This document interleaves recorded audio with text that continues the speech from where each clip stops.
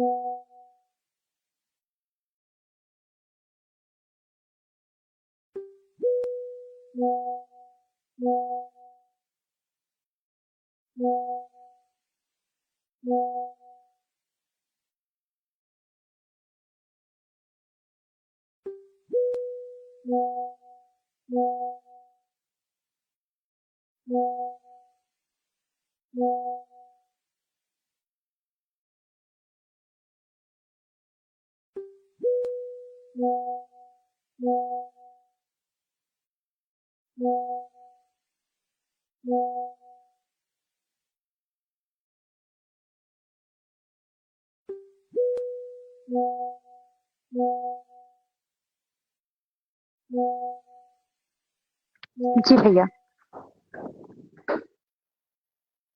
जी भैया। ভাই আমি কি শুরু করব? জি ভাইয়া। আসসালামু আলাইকুম সবাইকে। আশা করছি সবাই ভালো আছেন। জি ভাইয়া। পাস ডাটা সায়েন্স ক্লাবের পক্ষ থেকে আজকের এই ভাই আমি শুরু করব। উপস্থিত সবাইকে জানাচ্ছি আন্তরিক শুভেচ্ছা ও স্বাগতম। জি ভাইয়া। আজকের এই সুন্দর সেশনটি সঞ্চালনার দায়িত্বে আছি আশা করছি সবাই ভালো আছেন। জি ভাইয়া। প্রচার সম্পাদক পাস ডাটা সায়েন্স ক্লাবের পক্ষ থেকে আজকের এই ভাই আমি শুরু করব। আমাদের আলোচনার বিষয় সবাইকে জানাচ্ছি আন্তরিক শুভেচ্ছা ও স্বাগতম। জি ভাইয়া। আজকের এই সুন্দর সেশনটি সঞ্চালনার দায়িত্বে আছি আশা করছি সবাই ভালো আছেন। জি ভাইয়া। প্রচার সম্পাদক পাস ডাটা সায়েন্স ক্লাবের এবং ডাটা অ্যানালিটিক্স নিয়ে আমাদের আলোচনার বিষয় সবাইকে জানাচ্ছি আন্তরিক শুভেচ্ছা ও স্বাগতম। জি ভাইয়া। আমাদের সুন্দর সেশন সঞ্চালনার দায়িত্বে এরিয়ার অপরচুনিটি সবাই ভালো আছে। প্রচার সম্পাদক ডাটা সায়েন্স ক্লাবের এবং ডাটা অ্যানালিটিক্স নিয়ে আমাদের আলোচনার বিষয় সবাইকে জানাচ্ছি আন্তরিক শুভেচ্ছা ও স্বাগতম। জি ভাইয়া। আমাদের সুন্দর সেশন সঞ্চালনার দায়িত্বে এরিয়ার অপরচুনিটি সবাই ভালো আছে। প্রচার সম্পাদক ডাটা সায়েন্স ক্লাবের এবং ডাটা অ্যানালিটিক্স নিয়ে আমাদের আলোচনার বিষয় সবাইকে জানাচ্ছি আন্তরিক শুভেচ্ছা ও স্বাগতম। জি ভাইয়া। আমাদের সুন্দর সেশন সঞ্চালনার দায়িত্বে এরিয়ার অপরচুনিটি সবাই ভালো। Senior and lead data analyst at V2 technologies limited হিসেবে কাজ করছেন। পাশাপাশি তিনি ম্যাথ ফর প্রোগ্রামসে অথর এবং ডাটা কথনের ইনস্ট্রাক্টর ও ফাউন্ডার। এর আগে তিনি সফটওয়্যার ডেভেলপার এবং বিভিন্ন প্রতিষ্ঠানে ইনস্ট্রাক্টর হিসেবেও কাজ করেছেন। ভাইয়ার অভিজ্ঞতা ও ডাটা অ্যানালিটিক্স নিয়ে কাজের জ্ঞান থেকে আমরা আজ অনেক কিছু জানতে পারবো এবং শিখতে পারবো বলে আশা করছি। ভাইয়া, পাস ডাটা সায়েন্স ক্লাবের পক্ষ থেকে আপনাকে আন্তরিকভাবে ধন্যবাদ জানাচ্ছি আমাদের সময় দেওয়ার জন্য এবং আজকের সেশনে যুক্ত হওয়ার জন্য। তাহলে আর দেরি না করে আমরা সোহানুর রহমান খান ভাইয়াকে অনুরোধ করব আজকের বিষয় নিয়ে আমাদের সঙ্গে তার মূল্যবান অভিজ্ঞতা এবং দিক নির্দেশনা শেয়ার করার জন্য।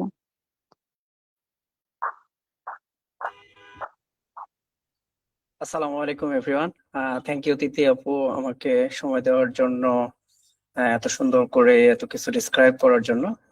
আমি নেক্সট বলবো অনেক কিছুই, বাট আমরা আজকে আসলেই একটা খুবই দারুণ একটা প্ল্যানিং করে আমরা আজকে হাজির হলাম যে আমাদের এই ডেটার যে বিষয়বস্তুগুলো আছে, অর্থাৎ ডেটা নিয়ে কাজ করতে গেলে আমাদের যে আমাদের মূল ফান্ডামেন্টাল বিষয়গুলো দরকার হয় সেগুলো নিয়ে আমরা আলাপ করব আজকে। তো সবকিছু যদি ঠিক থাকে আমি সামনের দিকে আগাই। জাস্ট আমাকে একটু টাচ আপ করবেন কাব্য ভাই, যে কথা শোনা যাচ্ছে কিনা ঠিক মতো এবং দেখা যাচ্ছে কিনা স্ক্রিনটা। আমি স্ক্রিনটা শেয়ার করে ফেলতেছি। হ্যাঁ জি ভাই, অল ওকে, আপনার কথা শোনা যায় ক্লিয়ারলি। নাইস। স্ক্রিনও দেখা যায়। ওকে, আমি প্রথমত কিছু আলাপ আলোচনা করব, তারপরে আমি আপনাদের যে কোনো কোশ্চেন আমি শেষে অবশ্যই কোশ্চেন নিব এবং আপনাদের মনে যত কোশ্চেন আছে সেই কোশ্চেন গুলো প্রয়োজনে আপনারা একটু নোট করে রাখবেন। কোন রকম হেজিটেট ফিল করবেন না কোশ্চেন করতে, কারণ আজকের আসলে সেশনটার উদ্দেশ্যটাই আসলে মোটামুটি অনেক কিছু ক্লিয়ার করে দেওয়া আপনাদেরকে, যাতে আপনাদের নেক্সট জার্নি গুলা স্মুথ হয়। ওকে, তো আমরা প্রথমত মানে আমাদের পুরো সেশনটা চালাই নেই, দেন লাস্টে আমরা কোশ্চেন এন্ড আপনাদের সাথে আমরা গল্প করব, হ্যাঁ, যে কি অবস্থা মিলায়। তো ওকে, তো আমরা আমাদের প্ল্যানটা এমন ছিল যে প্রথমত প্ল্যান করলাম যে ডেটা অ্যানালিটিক্স কোন একটা বিষয়বস্তু শিখে ফেলবো। তো কিন্তু সেটা শেখানোর আগে আবার চিন্তা করলাম যে কোন একটা বিষয়বস্তু হুট করে শেখাতে চলে আসাটা এটা আসলে খুবই একটা বাজে ব্যাপার হতে পারে, বিশেষ করে যারা একদমই নিউ কামার আছেন, নতুন শুরু করতে চাচ্ছেন বা অনেক গল্প গুজব শুনতেছেন মার্কেটে, এআই এই সেই অনেক কিছু। তো তাদের জন্য আবার অনেকটা কনফিউজিং হয়ে যেতে পারে যে হঠাৎ করে আমরা আসলে কি শেখা শুরু করলাম। তো আমার তারপরে আবার আরেকটা ব্যাপার থাকে, আমরা এক একজন এক একটা বিভিন্ন রকম সাবজেক্টে পড়ালেখা করি, লাইক ফিজিক্স, কেমিস্ট্রি, ম্যাথমেটিক্স, আবার এদিকে ইঞ্জিনিয়ারিং ছাড়াও আর কি যেগুলো বলতেছি, লাইক এদিকে বিজনেস আছে, business related economics all over. Engineering এর কথাগুলো বাদই রাখলাম, কারণ ইঞ্জিনিয়াররা তো চাচ্ছেই তারা কোনো না কোনো টেকনিক্যাল সেক্টর গুলাতে তারা জব হান্টিং করবে বা এগুলো নিয়ে কাজ করবে। হ্যাঁ, তো আমি চিন্তা করলাম যে আসলে এই আমার যে অভিজ্ঞতাটা মানে অল ওভার 7 ইয়ার্স প্লাস যে এক্সপেরিয়েন্সটা, সেই এক্সপেরিয়েন্স থেকে আপনাদেরকে শেয়ার করা যে আসলে সাবজেক্টটা আসলে কোথায় ম্যাটার করে, কিভাবে ম্যাটার করে, এবং ডেটা অ্যানালিটিক্স এর সাথে এবং রিসার্চের সাথে আসলে এটা কিভাবে কানেক্টেড। হ্যাঁ, তো আজকের সেশনটা মোটামুটি এইরকমই হবে, এবং আপনারা আজকের সেশনটা দেখার পরে আশা করি ক্লিয়ার হয়ে যেতে পারবেন যে আপনি যে সাবজেক্টেই থাকেন না কেন বা আপনি যে কোনো জব রোলেই যান না কেন, আসলে অ্যানালিটিক্যাল মাইন্ডসেট এটা আসলে কতটা জরুরি। ঠিক আছে, তো এই জন্য আমরা চলে যাচ্ছি। তো তার আগে আমি আমার নিজের পরিচয় হয়তো আপনারা জানেন অনেকেই, বাট একটু জাস্ট চোখ বুলায় নেওয়া, দেখে রাখলেন, মনে রাখলেন। বিশেষ করে লাস্টে যে লিঙ্কডইন যেটা আছে, লিঙ্কডইনে কানেক্ট হইতে পারেন আমার সাথে, দেন আমার সাথে ফেসবুকেও কানেক্ট হইতে পারেন আপনাদের নেক্সট আপডেট গুলোর জন্য। সো আমি সোহানুর রহমান খান, আছি এখন বর্তমানে ভিডিও টেকনোলজিস লিমিটেডে, এন্ড আমি একটা বইয়ের অথর। কিছুদিন আগে আমার একটা বইও পাবলিশ হয়েছে, ম্যাথ ফর প্রোগ্রামার্স নামে। আর তারপরে ম্যাথ ফর প্রোগ্রামার্স নিয়ে কিছু গল্প বলবো আপনাদেরকে, বাট আমরা একটু আগে সামনে আমি কিছু কিছু পাশাপাশি কিছু মেন্টরশিপ এন্ড ট্রেনিং প্রোগ্রাম নিয়ে থাকি, জাস্ট এটা জানানোর জন্য। 1-to-1 সেশন করি এন্ড 1-to-many, এন্ড বিভিন্ন ইন্ডাস্ট্রিয়াল যে কর্পোরেট হাউস গুলোতে সেগুলোতে অনেক সময় সেশন নিয়ে থাকি আর কি। আর ভার্সিটি গুলো তো আসলে কমন হইতে পারে, আপনাদেরকে আসলে এই ডেটার সাথে একটু কানেক্ট করার চেষ্টা করার প্রয়াস আর কি এদিক থেকে। তো আমার সাথে চাইলে এই লিঙ্কডইনে কানেক্ট হইতে পারেন, এন্ড এখানে আমার ফেসবুক লিঙ্কও দেওয়া আছে, কানেক্ট হইতে পারেন। ওকে, আমার বইটা পাবেন রকমারিতে, এন্ড রকমারি ছাড়াও নীলক্ষেতে পাচ্ছেন, নীলক্ষেতে অ্যাভেলেবেল, বা আপনার আশেপাশে যে কোনো লাইব্রেরিতেই পেতে পারেন। তো এই বইটা মূলত আসলে বইয়ের নামটা ম্যাথ ফর প্রোগ্রামার্স হইলেও এই বইটা মূলত আসলে ইন্ডাস্ট্রিতে আমরা তো ছোটবেলায় এসএসসি ইন্টারমিডিয়েটে মোটামুটি ভালো লেভেলের ম্যাথমেটিক্সই করেছি, বিশেষ করে এইচএসসি লেভেলটাতে আমরা মোটামুটি অনেক ভালো ম্যাথমেটিক্সের সাথে পরিচয় হয়েছিলাম। কিন্তু সবগুলো ছিল আমাদের ভার্সিটি ভর্তি হওয়া, এইচএসসি তে একটা ভালো রেজাল্ট করা, সব মিলাই এইটাই।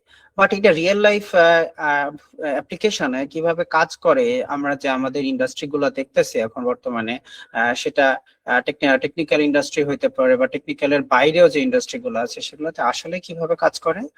তো এইটাতে এই বইটাতে আপনারা পাবেন, এবং প্রত্যেকটা চ্যাপ্টার আসলে কোনো না কোনো ইন্ডাস্ট্রি এর কোনো না কোনো প্রবলেম সলভিং এর, লাইক কোন একজন গেম ডেভেলপার আছে, সে গেম ডেভেলপমেন্ট করতে গিয়ে কি ধরনের প্রবলেমের শিকার হচ্ছে, ব্যাংকিং সেক্টরে কিভাবে কাজে লাগতেছে ম্যাথ গুলা, এগুলোর অনেক অনেক ইজি সলিউশন আপনি এখানে পাবেন, আর প্রবলেম গুলো পাবেন হলো কোনো কথা। তো এই আর কি, নিজের একটু ঢোল পিঠানো বইয়ের। দেন আমরা আমাদের মানে মেইন সেশনটা শুরু করি। হ্যাঁ, তো আমরা আজকে কথা বলবো ডেটা অ্যানালিটিক্স নিয়ে। তার আগে আমাদের একটু কথা বলা দরকার যে ডেটা আসলে কেন ডেটা, এবং ডেটা কোথা থেকে আসতেছে। হ্যাঁ, তো বর্তমানে ঢাকায় একটা কমন জিনিস আছে, আপনারা যারা ঢাকায় আসছেন তারা দেখছেন হয়তো, ঢাকার বাইরেও কিছু সিটিতে এখন আছে যে লাইক উবার বা পাঠাও, যারা হচ্ছে এই যে গাড়ি চালাচ্ছে, লাইক গাড়ি বিভিন্ন ধরনের হতে পারে, সেটা বাইক হতে পারে, সিএনজি হতে পারে, প্রাইভেট কার হতে পারে। সো যারা এই গাড়ি দিয়ে আর কি মানে রাইড করে তার নিজের সংসার বা নিজের লাইফটা চালানোর চেষ্টা করতেছে, তাদের বা আমরা যারা তাদের সার্ভিস গুলো নিচ্ছি এবং যারা আবার এটাকে মেনটেন করতেছে, অল ওভার একটা পুরো একটা চেইন এখন বর্তমানে ঢাকাতে, হ্যাঁ, বা ঢাকার বাইরের কিছু মফস্বল শহরগুলোতে বা রাজধানী শহরগুলোতে, আপনার বিভাগীয় শহরগুলোতে আর কি। তো এই এই সিচুয়েশন থেকে আমার আসলে এই হঠাৎ করে পাঠাওয়ের এক্সাম্পলটা নিয়ে আসা, বাট রাইড শেয়ারিং কিছু ডেটা পত্র নিয়ে কিছুদিন আগে কাজও করেছিলাম, হঠাৎ করে মাথায় আসলো আর কি আপনার এই পাঠাও রাইড শেয়ারিং ডেটা নিয়ে কথা বলার চিন্তা। বাট এইটা যদি আমরা একটু অন্যভাবে চিন্তা করি সেটাও করতে পারি, আর সেটাতে কোনো সমস্যা নেই। তো আমরা যদি প্রথমত চিন্তা করি যে আমাদের রাইড শেয়ারিং কোম্পানি আছে, হয়তো আপনি একটা রাইড শেয়ারিং কোম্পানির ওনার, ওকে। তো সেখানে হচ্ছে যে আপনি কি করতেছেন যে আমাদের যেখানে আসলে মানুষের সংখ্যা বেশি আমরা সেইখানে গাড়ি পাঠাচ্ছি। তো এখন আপনি কিভাবে জানেন যে আমাদের যেখানে মানুষের সংখ্যা বেশি সেখানে গাড়ি বেশি পাঠাইতে হবে, বা যেখানে মানুষের সংখ্যা কম সেখানে অহেতুক রাইডারদের বসায় রেখে আসলে কোনো লাভ নাই? তো এই জিনিসগুলো আসলে আপনি কিভাবে জানবেন? তো এই জিনিসগুলো আসলে কিন্তু ডেটা ছাড়া জানা সম্ভব না। লাইক যদি এমন হয়, এটা কিন্তু একটা বিজনেস প্রবলেম। এরকম যদি হয় যে কোনো একটা মানে লাইক বিশেষ করে যে শুক্রবারের যে এক্সাম গুলো থাকে, বা বাংলাদেশে বিভিন্ন গভর্নমেন্ট পরীক্ষার এক্সাম গুলো থাকে, বা হচ্ছে আপনার এমন হয় যে এইচএসসি এক্সাম বা এসএসসি এক্সাম গুলো যখন হয় তখন ঢাকার রাস্তা অনেক বেশি যানজট থাকে, অনেক বেশি ভিড় থাকে, বা শহরগুলোর রাস্তা সেম অবস্থা, হ্যাঁ। তো আসলে আমরা যদি মানে সেই সিচুয়েশনে কিন্তু আমরা কিন্তু চাইলে দেখবেন যে আপনাদের পাবনা শহরে অনেক সময় একটা বিশাল গ্যাঞ্জাম হয়ে যায়, রিক্সা পাওয়া যায় না ঠিক মতো, আপনি এক জায়গা থেকে আরেক জায়গায় যেতে পারতেছেন না, পুরো রাস্তা ব্লক হয়ে আছে। তো এই ধরনের সিচুয়েশন গুলোতে আমাদের যদি অ্যাভেলেবেল রিক্সা থাকতো, তখন কিন্তু আমরা যারা কাস্টমার ছিলাম বা যারা আমরা যাত্রী ছিলাম তাদের কিন্তু ওই যে হ্যাসেল হওয়াটা, আমরা ঠিক মতো রিক্সা পাচ্ছি না, এই সমস্যাগুলো কিন্তু আমরা এড়াইতে পারতাম। এই ক্ষেত্রে যদিও আরো অনেক অনেক রকম প্রবলেম থাকে, লাইক লোকেশন, সেখানে পর্যাপ্ত জায়গা আছে কিনা, রাস্তার ওয়াইড লেন্থ সবকিছু ঠিক আছে কিনা, এগুলো অনেকটা চিন্তার বিষয়। বাট যেহেতু আমরা অ্যাপ নিয়ে কথা বলতেছি, সো অ্যাপের ক্ষেত্রে ব্যাপারটা এমনই হয় যে আমি অ্যাপে রাইড রিকোয়েস্ট করলাম, সেখানে হচ্ছে আমার কোনো রকম আধা ঘন্টা হয়ে যাচ্ছে, আমি কোনো ইয়ে পাচ্ছি না, কি বলে কোনো গাড়ি পাচ্ছি না, সেটা সিএনজি হোক বা বাইক হোক বা প্রাইভেট কার হোক, আমি কোনো কিছুই পাচ্ছি না। তো সেই ক্ষেত্রে কিন্তু দেখা যাচ্ছে যে 5 কিলো দূরে দেখা যাচ্ছে যে রাইডাররা সবাই বসে আছে। তো এইটা কিন্তু আসলে সুবিধাজনক পজিশন না যে একটা বিজনেসের জন্য। তখন কিন্তু কাস্টমাররা আনহ্যাপি হয়ে আবার অন্য অ্যাপের দিকে চলে যাবে, লাইক পাঠাও আবার উবেরের দিকে যাবে, উবের অন্য কোনো একটা উপায় এই টাইপের অ্যাপের দিকে চলে যাবে। তো এটা যদি আমার যদি ডেটাটার প্রপার ইউজ করতে পারতাম, লাইক আমাদের যে কখন কোন কোন দিকে রাইডার কাস্টমাররা রিকোয়েস্ট করতেছে, তো সেটা যদি আমরা প্রপারলি ডিটেক্ট করতে পারতাম এবং সেই অনুযায়ী যদি আমরা রাইডারদেরকে নোটিফাই করতে পারতাম যে এই এলাকায় মানুষের সংখ্যা বেশি, যাত্রী রিকোয়েস্ট অনেক বেশি আসতেছে, তোমরা ওই এলাকায় চলে যাও, তখন কিন্তু রাইডারদেরও অপেক্ষা কম করতে হচ্ছে, যাত্রীদেরও অপেক্ষা কম করতে হচ্ছে। তো এইটাও কিন্তু ডেটার একটা সলিউশন, হ্যাঁ। তো এরপরে আমরা যদি একটু চিন্তা করি যে আরো কি কি নিয়ে চিন্তা করতে পারি, আমরা যদি হসপিটালের কথা একটু চিন্তা করি যে হসপিটালে আমরা কিভাবে এরকম চিন্তা ভাবনা করতে পারতাম। তারপরে সেলস এর রেভিনিউ এর কথাবার্তা গুলো যদি আমরা একটু চিন্তা করি, তারপরে আর কি হইতে পারে, পাওয়ার গ্রিড এর কথা যদি একটু চিন্তা করি, যে লাইক যারা ট্রিপলি বা ফিজিক্স নিয়ে যারা কাজ করেন, যারা পাওয়ার গ্রিড এর ইঞ্জিনিয়ার, তো এখান থেকে মানে কখন বাংলাদেশের কোন সিচুয়েশনে ইলেকট্রিসিটি ডিমান্ড বাড়ে, সেই অনুযায়ী আমরা কিভাবে ব্যাকআপ প্ল্যান করব, এই জিনিসপত্রগুলো কিন্তু আমাদের হচ্ছে অ্যানালিটিক্স এর মধ্যেই পড়ে। এটা কিন্তু একজন ট্রিপলি ইঞ্জিনিয়ার যে ইলেকট্রিক্যাল ইলেকট্রনিক্স এগুলো নিয়ে কাজ করতেছে, পাওয়ার গ্রিড নিয়ে কাজ করতেছে, তার কাছে যদিও অ্যানালিটিক্সটা ম্যাটার করে না, বাট বর্তমান সিচুয়েশনে এটা কিন্তু অনেক বেশি জরুরি হয়ে গেছে এখন, কারণ সবকিছু এখন ডিজিটালাইজড হয়ে যাচ্ছে। আবার মনে করেন আপনি একজন রিসার্চার যদি হন, তাহলে এখানে আপনি 1000 2000, আমরা প্রথমত কি বলি যে আপনি আর আগে রিসার্চ পেপার গুলো পড়েন, তারপরে সেখান থেকে আপনি চিন্তা ভাবনা করেন যে আপনি আপনার কোন রিসার্চটা করা উচিত বা কোন রিসার্চে গ্যাপ আছে, কোনখান থেকে কি ধরনের মডেল ইউজ করে কে কি ফলাফল পাইছে, সেই অনুযায়ী আপনি আবার প্ল্যানিং করতেছেন। তো এইগুলো কিন্তু আসলে মূলত আমাদের ডেটার ব্যবহার। তো এখন এইরকম এক্সাম্পল যদি আমরা দিতে থাকি, তো এখানে অনেক এক্সাম্পল আমরা দিতে পারবো। তো আশা করি ডেটাটার কাহিনীটা বুঝতে পারছেন যে আমরা আসলে ডেটাটা আসলে কোথায় কোথায় ব্যবহার করতেছি। এখন আরো ব্যাপার আছে যে আমরা কন্টিনিউয়াসলি এই যে ফেসবুক ব্যবহার করতেছি, ইউটিউব ব্যবহার করতেছি, এগুলো না কমন কথা। দেখবেন যে আপনি ফেসবুক বা ইউটিউবে লিঙ্কডইনে এগুলার বিভিন্ন রকম পোস্ট দেখতে পাবেন যে আমাদের হচ্ছে ইউটিউব অটোমেটিক্যালি ভিডিও রিকমেন্ডেশন করে, যে যে সময় আমি যে গানটা বেশি শুনি সেই গানটা আমাকে দিচ্ছে, যে সময় যে ধরনের টেকনিক্যাল টিউটোরিয়াল গুলো আমি বেশি দেখি সেই সময় ওই সময়ই আমাকে ওই ধরনের বিভিন্ন টিউটোরিয়াল বা ওই রিলেটেড রিকমেন্ড করতেছে আমাকে। আপনারা যারা হচ্ছে অ্যামাজনে যারা শপিং করছেন, বাইরে হয়তো বাংলাদেশের মানুষের শপিং করার সিচুয়েশনটা কম, যারা নেটফ্লিক্স দেখছেন তারা দেখবেন যে হচ্ছে আপনার আপনার দেখা মুভি, আপনার যে অ্যাকাউন্ট আছে সেই অ্যাকাউন্টে আপনার দেখা মুভির সাথে রিলেট করে ওই রিলেটেড পোস্ট গুলো আপনার সামনে আসতেছে, ওই রিলেটেড মুভি গুলো আপনার সামনে আসতেছে।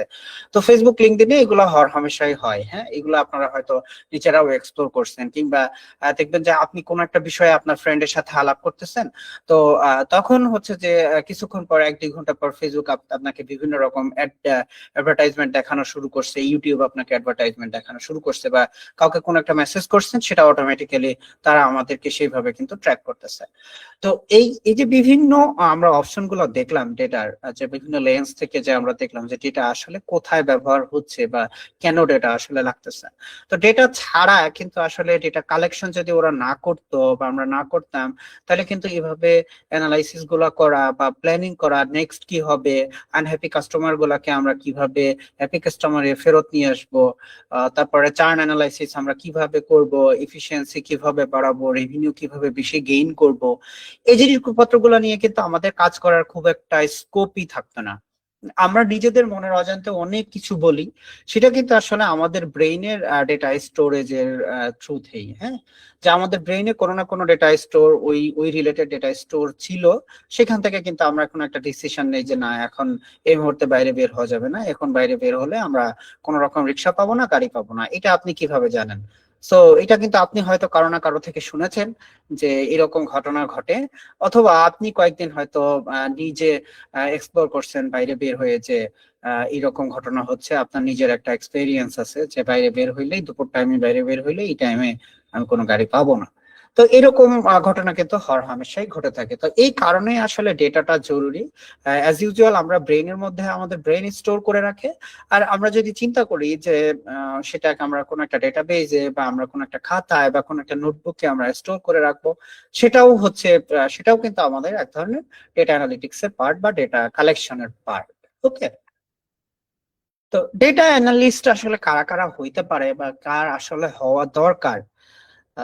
তো এখন আপনারা দেখতেছেন যে ভাই physics, chemistry, math, statistics, engineering, business, economics, CS, যারা কম্পিউটার সায়েন্স, ট্রিপলি কম্পিউটার, আপনার টেকনিক্যাল ইঞ্জিনিয়ার, আর্কিটেকচার, যে কোনো এই ফিল্ড গুলোতে যারা পড়ালেখা করতেছেন তাদের সবার জন্য ডেটা অ্যানালাইসিস দরকার। এখন আপনার মনের মধ্যে হইতে পারে যে ভাই আল্লাহ দুনিয়ার সবই তো দিয়ে দিছেন, তাইলে আসলে দরকার নাই কোথায়, এবং আমরা তো আসলে এগুলো নিয়ে আগে কখনো নিজেরা চিন্তাও এভাবে করতে পারি নাই যে আসলে আমাদের কোথায় আসলে ডেটা অ্যানালাইসিস দরকার হয়। আমরা অ্যাজ ইউজুয়াল মনে করে থাকি যারা স্ট্যাটস পড়ি বা যারা ডেটা সায়েন্স রিলেটেড কোনো সাবজেক্টে পড়ি, কম্পিউটার সায়েন্সে পড়ি, তারাই শুধুমাত্র এইটার হকদার, এর বাইরে আর কোনো মানুষের এ নিয়ে হক নাই। তো এমন আমরা অনেক সময় মনে করে থাকি। হ্যাঁ, কিন্তু মজার ব্যাপার হচ্ছে যে যারা কম্পিউটার সায়েন্স পড়তেছি তারা যখন ডেটা নিয়ে কাজ করতে চাই, তারা হয়তো আমরা ডেটার ডেটা ডেটা সায়েন্সের কোনো একটা পোর্শন আমরা জানি, ডেটা অ্যানালিটিক্স এর কোনো একটা পোর্শন জানি, অন্য আরেকটা যে পোর্শন, আরো যে আপনার ডোমেইন গুলো আছে সেগুলা কিন্তু জানার জন্য আমাদেরকে অনেক রিসার্চ করতে হয়, পড়াশোনা করতে হয়। তো আসলে আমরা ডেটা অ্যানালিস্ট আপনার যে কোনো সাবজেক্ট, যে কোনো ডোমেইনই প্রয়োজন হইতে পারে। এখন ফ্যাক্ট হচ্ছে আপনি কোন ডোমেইনে কাজ করবেন এবং আপনার স্পেশালিটিটা আসলে কোথায়, আপনার পড়াশোনাটা কোথায়, আপনার ডোমেইন নলেজটা সবচেয়ে বেশি কোথায়। ঠিক আছে, এই জিনিসগুলো আমি আজ একটু চোখে আঙ্গুল দিয়ে দেখা দেওয়ার চেষ্টা করব। ঠিক আছে, এখন আমরা যাই, চলেন সামনের দিকে। যদি আমরা ফিজিক্স কেমিস্ট্রির কথা চিন্তা করি, হ্যাঁ, অ্যাজ ইউজুয়াল ফিজিক্স কেমিস্ট্রি এর মানুষজন ডেটা অ্যানালাইসিস করবে, এটা আসলে একটু চিন্তা করতে কেমন লাগতেছে না যে ভাই ফিজিক্স কেমিস্ট্রিতে পড়ে আমি ডেটা অ্যানালিস্ট হব? এটা আসলে কেমন কথা বলেন আপনি? তো এইটা হইতে পারে। আবার আপনারা বলতে পারেন যে ভাই বিজনেস ইকোনমিক্স এ নিয়ে কাজ করে আমি আসলে ডেটা অ্যানালিস্ট কিভাবে হইতে পারবো? তো এই জিনিসগুলো আমরা চলেন একটু ধাপে ধাপে, স্টেপ বাই স্টেপ এগুলো নিয়ে আলাপ আলোচনা করে ফেলি। হ্যাঁ, আচ্ছা, আমার নোট কি পয়েন্ট গুলো একটু করা আছে, আমি একটু কি পয়েন্ট গুলো নিয়ে ধরে ধরে আলাপ করি, দেন তাহলে হচ্ছে আপনার এইগুলা স্টেপ গুলা একদম ক্লিয়ার থাকবে।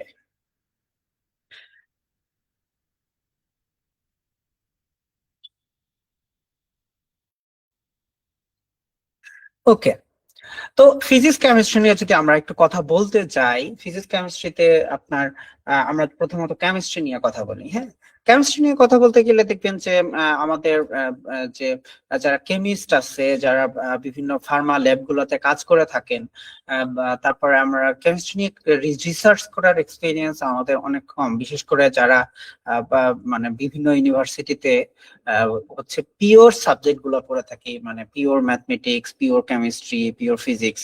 তো এই ধরনের সাবজেক্ট গুলো যখন আমরা পড়ি, আমাদের সবচেয়ে বড় প্রবলেমটা হচ্ছে যে আমাদের আসলে রিসার্চ স্কোপটা অনেক কম থাকে। এটা কিন্তু আবার বাইরের দেশে কিন্তু আসলে একটু ডিফারেন্ট। হ্যাঁ, বাইরের দেশে কিন্তু এমন না, বাইরের দেশে আবার দেখা যাচ্ছে যে আপনাদের প্রত্যেকটা ইন্ডাস্ট্রি, এক ইন্ডাস্ট্রির মানুষ আর এক ইন্ডাস্ট্রিতে গিয়ে রিসার্চ করতেছে, নিজের সাবজেক্ট রিলেটেড কিছু না কিছু একটা রিসার্চ করতেছে, কোনো একটু গবেষণার প্ল্যানিং করতেছে। তো আমাদের দেশে এই কালচারটা একদমই নাই, একদমই নাই, এবং ছিল না, আমার এর আগে একদম ছিলই না। তো রিসেন্টলি এটা আবার শুরু হয়েছে যে আসলে এটা সবচেয়ে বেশি ব্যবহার শুরু হয়েছে যে যে বাইরে পড়াশোনা করতে যাব, তো এটার উদ্দেশ্যে হয়তো রিসার্চটা শুরু করছে। অনেকে আবার আছে যারা অ্যাকচুয়ালি পড়াশোনা করে পড়াশোনা করতে চায়, জানতে চায়, সেটা ভিন্ন কথা। কিন্তু বাংলাদেশের প্রেক্ষাপটে আসলে এখন যেটা হয়েছে যে আপনার পুরো প্ল্যানিংটাই হচ্ছে যে আমি বাইরে পড়তে যাব, তো আমার পেপার লাগবে দুই তিনটা, আমার পিএইচডি পাইতে বা আমার ফুল ফান্ডিং পাইতে আমার পেপার লাগবে। তো এখন পেপার করার জন্য আমি আমার কিছু ভাই ব্রাদার ধরলাম, যারা কম্পিউটার সায়েন্সে কেউ পড়ে, কেউ স্ট্যাটিস্টিক্সে, কেউ ম্যাথমেটিক্সে, কেউ বিজনেসে, এই ধরনের আর কি। আমি চিন্তা করলাম যে ঠিক আছে, তাদের সাথে নিয়ে আমি হচ্ছে একটা রিসার্চ পেপার করব। তারপরে আমাদের শুরু হয় পেপার, রিসার্চ পেপার করার যাত্রা, আমাদের পেপার পড়া, কি কি আছে পুরো ওয়ার্ল্ডে, কি ধরনের রিসার্চ গুলা হচ্ছে, ওগুলা নিয়ে একটু ঘাটাঘাটি করা, তারপরে নিজের কিছু কন্ট্রিবিউশন থাকলে শিখে টিকে সেইখানে হচ্ছে অ্যাপ্লাই করা। তো এই যে আমরা যে এই জিনিসগুলো যখন আমরা করতে যাই, তখন আমরা সবচেয়ে বড় হোঁচট খাই, যেটা সেটা হচ্ছে যে আমাদের পেপারটা করার জন্য আমাদের যে নলেজ গুলো দরকার। তো এখন একটা পেপার করার জন্য আমরা দুইজন তিনজন মিলে করতেছি, বা বাইরের অনেক পেপার আমি দেখছি একজন নিজেই সে নিজেই অথর, এবং তার আসলে সাথে কেউ নাই, সে নিজেই একটা পেপার পাবলিশ করে ফেলছে। তো এই ধরনের কাজগুলো যখন করা হয়, তো সেইখানে আপনার কিছু টেকনিক্যাল নলেজ যেমন দরকার, আপনার ডোমেইন নলেজ তো আছেই, আপনি যে ডোমেইনে আছেন, পাশাপাশি সেই ডোমেইন নলেজের বাইরে আপনার আর কি কি লাগবে সেগুলো নিয়েও কাজ করতে হয়। তো এইটাই হচ্ছে অল ওভার ডেটা অ্যানালিটিক্স। তো কেমিস্ট্রিতে যদি আমরা পড়ি, সেক্ষেত্রে দেখবেন যে আমরা কোনো একটা ল্যাবে আমাদের বিভিন্ন রকম যে কেমিক্যালের ডেটাগুলো আছে, সেই ডেটাগুলো নিয়ে কাজ করা, তারপরে হচ্ছে আপনার টেম্পারেচার, প্রেসার, এইগুলা কোনটা কোথায় যাবে, কত কোন লেভেলে প্রেসার দিলে, কোন কেমিক্যাল কার সঙ্গে কোন টেম্পারেচারে মিশাইলে, এবং সেটা কিভাবে আমরা মানে টাইমিংলি হচ্ছে যে সেটার যদি আমরা পুরো প্রসেসটা চালাতে পারি, তাহলে প্রপার পারফরমেন্সটা পাওয়া যাবে। এরকম চিন্তা ভাবনা করার জন্য কিন্তু আমাদের সেখানে কিন্তু ডেটা কালেকশন করতে হয়। আবার যদি ফিজিক্স বা ট্রিপলের কথা চিন্তা করি, সেখানে দেখবেন যে ভোল্টেজ, ফ্রিকোয়েন্সি, তারপরে কারেন্ট, তারপরে হলো সেন্সর রিডিং, আইওটি রিলেটেড যে ডিভাইস গুলো থাকে, এই ধরনের ডিভাইস গুলা।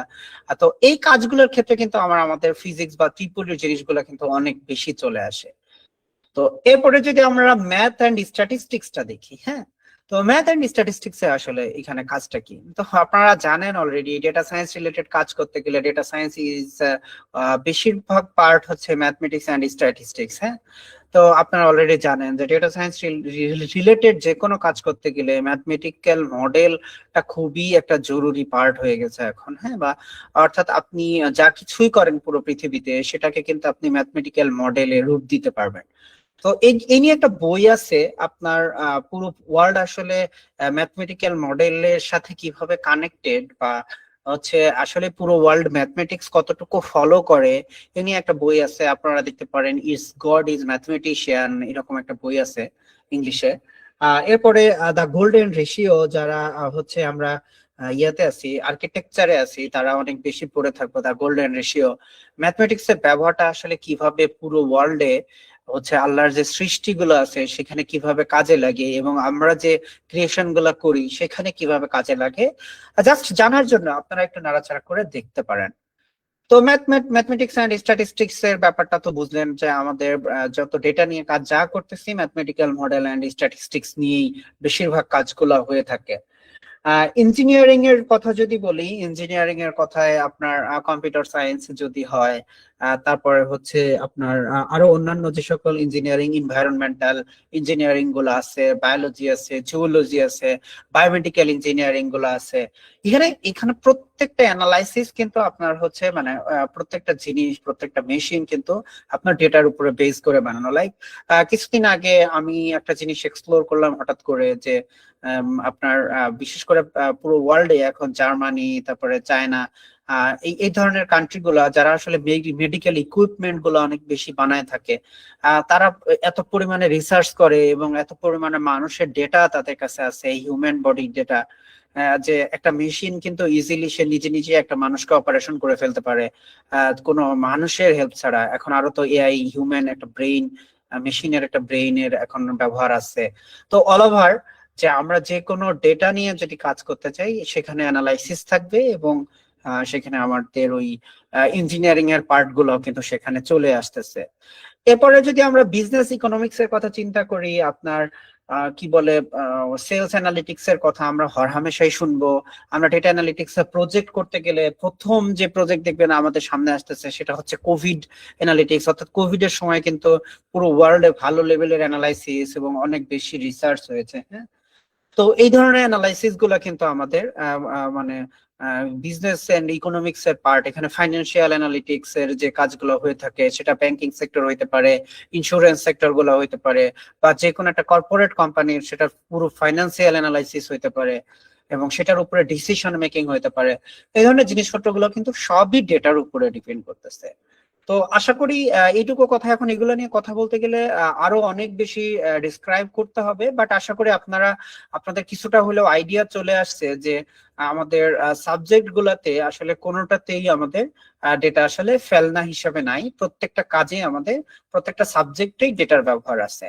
তো এখন নেক্সট আমরা একটু জিনিসপত্র নিয়ে আলাপ করব যে ভাই আসলে ডেটা অ্যানালিটিক্সে কোন কোন জিনিসপত্রগুলা সবচেয়ে বেশি লাগে। তো আমি ফিজিক্সে পড়ি, আমি কেমিস্ট্রিতে পড়ি, আমি বিজনেস, আমি ইকোনমিক্সে পড়ি। যারা সিএস, ডেটা সায়েন্স, স্ট্যাটিস্টিক্সে পড়ে তারা তো already data scientist, data analyst. হ্যাঁ, তারা তো অলরেডি অনেক কিছু জানে। তো ভাই আমি তো আসলে কিছুই জানি না ওদের মতো, তো আমরা কিভাবে ডেটা অ্যানালিস্ট হব? তো এগুলো নিয়ে আমরা নেক্সট কথা বলতেছি। হ্যাঁ, তো তার আগে আমরা চলেন তিনটা রোল নিয়ে একটু আলাপ করি। আপনারা মার্কেটে অনেক বেশি রোলের নাম শুনবেন, data analyst, business analyst, data scientist, তারপরে machine learning engineer, AI engineer, তারপর ডিপ লার্নিং ইঞ্জিনিয়ার, এই ধরনের অনেক রোলের নাম শুনবেন। হ্যাঁ, তো এখন চলেন আমরা ওই রোলগুলোকে একটু কানেক্ট করব। মূলত যেহেতু আমাদের ডেটা অ্যানালিটিক্স নিয়ে আজকের কথা, ওই রোলগুলার তেও যদি আপনি যেতে চান, আবার মনে করেন না যে ভাই আমি তো এআই ইঞ্জিনিয়ার হব বা আমি তো মেশিন লার্নিং ইঞ্জিনিয়ার হব, তো আমার আপনার এই ডেটা অ্যানালিটিক্স এর কোর্স দেখে বা প্ল্যানিং দেখে আসলে আমার লাভ কি? না ভাই, ব্যাপারটা একদমই এমন না। আপনাদের প্রত্যেকেই কিভাবে ডেটা অ্যানালিটিক্স এর কোনো একটা পোর্শন কোনো না কোনো ভাবে কাজে লাগবে সেটাই আপনাদেরকে আজকে দেখাবো। তো ডেটা অ্যানালিস্ট যে রোলটা আমাদের আছে এন্ড বিজনেস অ্যানালিস্ট, এই দুইটা রোল অনেকে আমরা একটু ভুলায় ফেলি যে খুবই কাছাকাছি একটা রোল, যেটা দেখে আমরা মনে করি যে যে ডেটা অ্যানালিস্ট সেই বিজনেস অ্যানালিস্ট বা যেই বিজনেস অ্যানালিস্ট সেই ডেটা অ্যানালিস্ট, এরকম চিন্তা আমরা অনেকেই করে ফেলি।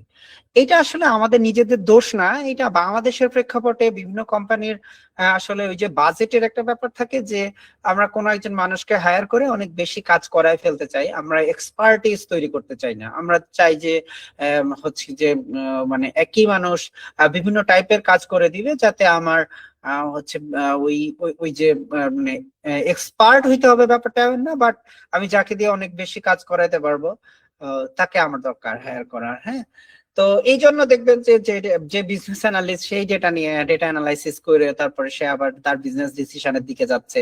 আবার অনেকের ক্ষেত্রে দেখবেন যে ডেটা অ্যানালিস্ট হিসেবে আপনাকে হায়ার করছে কিন্তু আপনাকে বিজনেস অ্যানালিস্টের কাজগুলো মূলত বেশি করাচ্ছে। তো তো এইখানে আসলে এগুলো আসলে একটু মিক্সিং হয়ে যায়।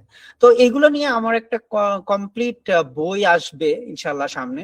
বইয়ের খসড়া মোটামুটি রেডি। তো ডেটা অ্যানালিস্ট হইতে গেলে, বিজনেস অ্যানালিস্ট হইতে গেলে, ডেটা ইঞ্জিনিয়ারিং, ডেটা সায়েন্টিস্ট হইতে গেলে আমাদের ফুল যে জার্নিটা দরকার হয়, এবং আমরা আসলে কি কি শিখবো, কোথায় থেকে শিখবো, অলমোস্ট ফুল লার্নিং পাথ এবং পুরোটা শেখাই দেওয়া হয়েছে, এরকম একটা বইয়ের প্ল্যানিং আছে। এবং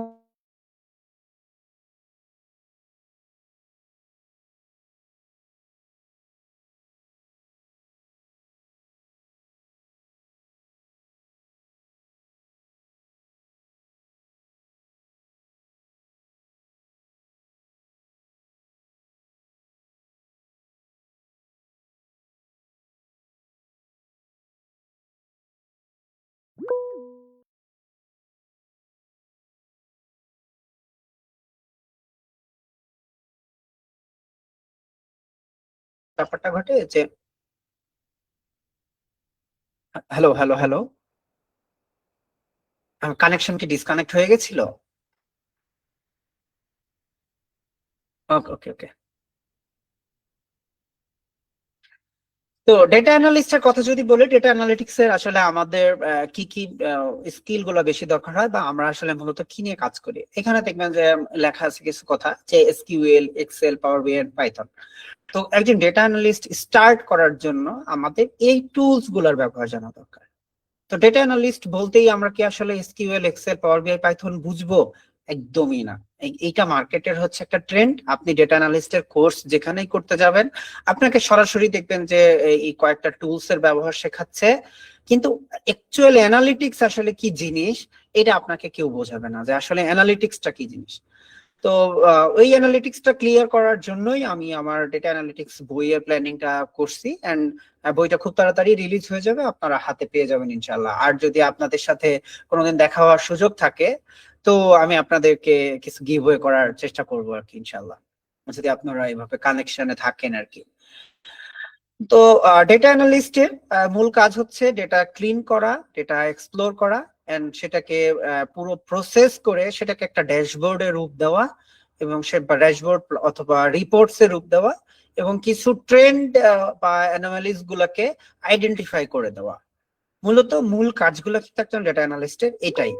এখন কোন একটা ডেটা যে আমি হচ্ছে ক্লিন করব, প্রসেস করব, সেটা অনুযায়ী রিপোর্টস বানাবো, ড্যাশবোর্ড বানাবো, তো এই জিনিসগুলা কখন, কিভাবে, কেন বানাবো, আমি কি জেনে বানাবো, এই অ্যানালিটিক্সটা শেখাটা আসলে কিন্তু আমাদের তখন গুরুত্বপূর্ণ। তখন কিন্তু চলে আসে বিজনেস ডোমেইনের কথা বা ডোমেইন নলেজের কথা, যে আমরা যে প্রবলেম সলভ করার চেষ্টা করতেছি তার ডোমেইন নলেজটা কি, সেইটা দিয়ে আমি ডেটা কালেক্ট করব, এন্ড সেই ডেটা আমরা ক্লিন করব, সেখান থেকে আমরা রিপোর্ট দিকে যাব। বিজনেস অ্যানালিস্টের কথা যদি বলি, বিজনেস অ্যানালিস্ট আসলে ওই ডেটা অ্যানালিস্টের দেওয়া যে রিপোর্টস এন্ড ড্যাশবোর্ড গুলো আছে, সেটা নিয়ে পাশাপাশি হচ্ছে তার বিজনেসের পুরো নলেজটাকে কাজে লাগায় সে কি করে, বিজনেস প্রসেসটাকে ইমপ্রুভ করার চেষ্টা করে, এবং সেটার জন্য যা যা করা দরকার পুরো ডিসিশন গুলা সে নিয়ে থাকে। হ্যাঁ, তো এখানে কিন্তু বিজনেস অ্যানালিস্টের আবার নিজে যদি সে নিজে চিন্তা করে যে আচ্ছা আমি তো তাহলে আমি টেকনিক্যাল নলেজ গুলো একটু জেনে নেই, তাহলে আমার একজন ডেটা অ্যানালিস্ট যে আসলে প্রপার টেকনিক্যাল ডেটা অ্যানালিস্ট, তার থেকে আমার ডেটা পত্রগুলা বুঝে নেওয়া সহজ হবে। আবার একজন ডেটা অ্যানালিস্ট চিন্তা করলো যে আমি যে একজন বিজনেস অ্যানালিস্টকে বা ডেটা সায়েন্টিস্টকে ডেটাটা দিব বা রিপোর্টটা দিব, বা আমি আপার হায়ারার্কিতে ডেটাটা দিব, বা একটা রিসার্চ করার জন্য আমি যে প্ল্যানিং করব, একটা মডেল যে বানাবো, বানানোর আগে তো আমাকে আগে ডেটাটা ক্লিন করা, ডেটা গ্যাদার করা, ডেটা প্রসেস করা, দেন সেটার উপরে আমাদের রিপোর্টস বা মডেল বানাবো, যে সেইটা জানার জন্য যদি আমি একটু বিজনেসের আর একটু নলেজ নেই, সেটার জন্য যদি আমি মেশিন লার্নিং মডেল বানানোর একটু নলেজ নেই, বা এআই রিলেটেড আরো কিছু নলেজ নেই, সেটা আমার জন্য নাইস টু হ্যাভ হইতে পারে। তো এটাও কিন্তু একজন ডেটা অ্যানালিস্ট করতেই পারে। তো ব্যাপারটা হচ্ছে যে প্রত্যেকটা রোল একটার উপরে আরেকটা ডিপেন্ডেন্ট, এবং প্রত্যেকেই সেই রোলের কোনো না কোনো বিষয়ে জানে। ডেটা সায়েন্টিস্ট কি কাজ করে? ডেটা সায়েন্টিস্ট কিন্তু যে করতেছে যে আপনার ডেটা একদম পরিষ্কার করে বসানো আছে, তো ডেটাবেজে আপনার পরিষ্কার ডেটা আবার কিভাবে আসে, বা প্রয়োজনীয় ডেটাগুলো কিভাবে আসে, এইটার কাজ কিন্তু আবার একজন ডেটা ইঞ্জিনিয়ারের, যেটা কিন্তু আমরা এখানে ভুলিই নাই, কারণ আমাদের আজকের টপিকটা ডেটা ইঞ্জিনিয়ারিং নিয়ে একদমই না। তো ডেটা ইঞ্জিনিয়ারিং নিয়ে যদি আপনারা বুঝে থাকেন যে আসলে ডেটা আমাদের বিজনেস বা পুরো মানে অ্যাপ্লিকেশন সিস্টেম বলি, বা আমাদের যে হচ্ছে আপনার যদি হেলথ ডেটাও হয়ে থাকে, সেই হেলথ ডেটার সেন্সর থেকে যত রকম ডেটা আসে, বা যদি জিও স্পেশাল ডেটার কথা চিন্তা করি, স্যাটেলাইট থেকে যত রকম ডেটা আসে সেটা প্রপার ওয়েতে স্টোর করা, এটা কিন্তু একজন ডেটা ইঞ্জিনিয়ারিং এর কাজ। এবং সেইখান থেকে আবার আমাদের প্রয়োজনীয় অ্যানালাইসিস গুলো করার জন্য ডেটা প্রিপেয়ার করা, এবং সেখান থেকে আমাদের দরকারি বস্তুগুলাকে বের করে দেওয়া, এটা কিন্তু একজন ডেটা অ্যানালিস্টের কাজ। আর সেইখান থেকে বিজনেস ডিসিশন নেওয়া বিজনেস ইন্টেলিজেন্স অ্যানালিস্ট বা বিজনেস অ্যানালিস্টের কাজ। আর এই বিজনেস ডিসিশন গুলো যাতে নেওয়া আরো সহজতর হয়, ফিউচার প্রেডিক্ট করার মতো প্ল্যানিং যাতে করা যায়, এবং অল ওভার বিজনেস এর ডিসিশন দেওয়া যায়, এই কাজগুলো কিন্তু একজন ডেটা সায়েন্টিস্টের কাজ। তো আশা করি আপনারা এই ফুল প্রসেসটা বুঝতে পারছেন। তো একজন ডেটা সায়েন্টিস্ট হইতে গেলে আপনাকে যেমন বিজনেস নিয়ে সম্পর্কে জ্ঞান থাকতে হবে, আপনাকে core mathematical modelling statistical model নিয়ে জ্ঞান থাকতে হবে, আপনার অ্যানালিটিক্যাল নলেজ থাকতে হবে, পাশাপাশি আপনার ডোমেইন নলেজটা থাকতে হবে। আমি বললাম ভাই আমি তো ডেটা সায়েন্টিস্ট, এখন ডেটা সায়েন্টিস্টের কিন্তু আবার প্রকারভেদ থাকতে পারে। আমি আসলে কি ধরনের ডেটা সায়েন্টিস্ট, কি ধরনের ডেটা নিয়ে কাজ করি? আমি হয়তো শুধুমাত্র হেলথ কেয়ার ডেটা নিয়ে কাজ করি, আমি হয়তো শুধুমাত্র হচ্ছে কি বলে জিও স্পেশাল ডেটা নিয়ে কাজ করি, আমি হয়তো শুধুমাত্র বিজনেস ডেটা নিয়ে কাজ করি। হ্যাঁ, তো অনেক রকম পার্থক্য থাকতে পারে। এটা কিন্তু আসলে বা যারা হচ্ছে আপনার অ্যাস্ট্রোনমি নিয়ে কাজ করতেছে, যারা নাসার সায়েন্টিস্টরা আছে, তাদের মধ্যেও কিন্তু অনেক ডেটা সায়েন্টিস্ট আছে। তো যারা বিজনেস নিয়ে বিজনেসের ডেটা সায়েন্টিস্ট আর নাসার ডেটা সায়েন্টিস্ট কিন্তু সেম না। আই হোপ আপনারা ক্লিয়ার বুঝতে পারছেন যে একজন বিজনেসে মনে করেন 20 বছরের এক্সপেরিয়েন্স ডেটা অ্যানালিস্ট বা ডেটা সায়েন্টিস্টকে আপনি ধরে নিয়ে হুট করে নাসায় যদি বসায় দেন, সে কিন্তু আসলে প্রপার সার্ভিসটা দিতেও পারবে না। আবার নাসার ডেটা সায়েন্টিস্টকে আপনি এনে বিজনেস ধরাই দিলে আলটিমেটলি সে কিন্তু এটা করতে পারবে না। পারবে হয়তো, কিন্তু সেটার জন্য আবার তাকে সেই নলেজটা গেইন করতে হবে। তো ব্যাপারটা হচ্ছে যে এরকম যে আপনি কোন ডোমেইনের ডেটা সায়েন্টিস্ট, কোন ডোমেইনের ডেটা অ্যানালিস্ট, এটা কিন্তু ম্যাটার করে। ঠিক আছে? তো আশা করি আপনারা বুঝতে পারছেন এই পার্টটা। তো এবার আমরা আসতেছি, এই যে এতক্ষণ ধরে অনেক কথাবার্তা বললাম, যে আমরা যে এই যে ডোমেইন নিয়ে কথাবার্তা যে বললাম, যে আমাদের যে এই যে রোল গুলো কাজ করে, সে কাজ করার জন্য আমাদের ডোমেইন নলেজ গুলো আসলে কিভাবে কাজ করতেছে। ঠিক আছে? তো আমরা হেলথ কেয়ারের কথা যদি একটু চিন্তা করি যে ভাই হেলথ কেয়ারে কিভাবে ডেটা নিয়ে কাজ করা যায়।